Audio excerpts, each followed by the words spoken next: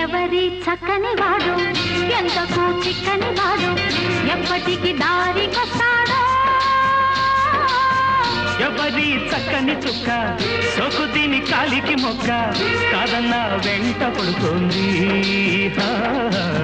కాదన్నా వెంట పడుతుంది ఎవరి చక్కని వాడు ఎంతకు చిక్కని వాడు ఎప్పటికి దారికొస్తాడో ఎవరి చక్కని చుక్క సోకు దీని కాలికి మొక్క కాదన్నా వెంట పడుతుంది కాదన్నా వెంట పడుతుంది